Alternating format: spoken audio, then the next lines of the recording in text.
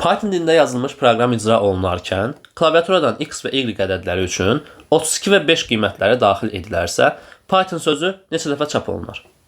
Baxaq, nə edirik? Həmişəki kimi bunları əvvəlcə yan-yana yazırıq, x, y. Nəyə görə? Çünki qiymətlər dəyişdikcə aşağıya doğru bir-bir dəyişikliklərin hamısını yazacağım. Bir də bura bir dənə Python sözü yazıram. Burada isə hər çap olunduqca aşağı nə edəcəm? Bir dənə üstəgəl atacağım və sonda o formada neçə dəfə çap olunduğunu tapacağım. İndi dövrə başlamazdan əvvəl x və y-ə baxıram. Nədir qiymətlərimiz? Uyğun olaraq deyir 32 və 5-dir. 32, 5. Və burada dövrü başladıram. While-da bizim şərtimiz nədir? Deyir ki, x y-dən böyük bərabərdirmi? Bəli, böyükdür. Ona görə nə edirəm? While-a daxil oluram, yəni dövrə daxil oluram və ilk addım olaraq Python sözünü çap edirəm. Daha sonra isə y-i artırıram. Üzərinə 6 gəlirəm. X-dan da 2-ni çıxıram. Edirəm 30. Növbəti addımda yenə şərti yoxlayıram. 36-dan böyük bərabərdirmi? Bəli, böyükdür. Buna görə nə edirəm? Yenə dövrə daxil oluram və Python sözünü çap edirəm. Y-in üzərinə 6 gəlirəm və x-dan da 2-ni çıxıram. Növbəti olaraq yenə bu prosesi həyata keçirirəm.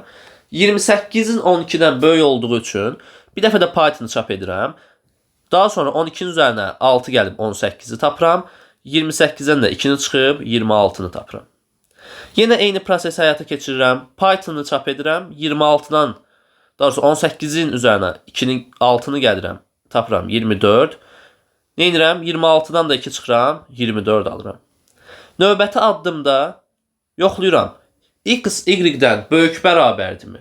Böyük deyil, amma bərabərdir. Şərtimiz yenə ödənir. Bu səbəbdən yenə dövrə daxil oluram və Python-ı bir dəfə də çap edirəm. Daha sonra y-in üzərinə 6 gəlirəm, 30-u tapıram və x-dan da 2-ni çıxıram, 22-ni tapıram. Bu səfər şərt yoxlandığında 22 30-dan nə böyükdür, nə bərabərdir. Balacadır. Ona görə nə edirəm? Dövrü artıq işlətmirəm. Baxın, artıq while dövrü burada bitdi. Ən sonda print əmrinə gəlirəm. Yəni while-dan çıxıb print əmrinə gəlirəm və Python sözünü bir dəfə də çap edirəm. Və ümumilikdə sayıram, baxın görün, mən neçə dəfə Python çap elədim. Ümumilikdə 6 dəfə Python çap eləmişəm. Cavabımız olur D variantı.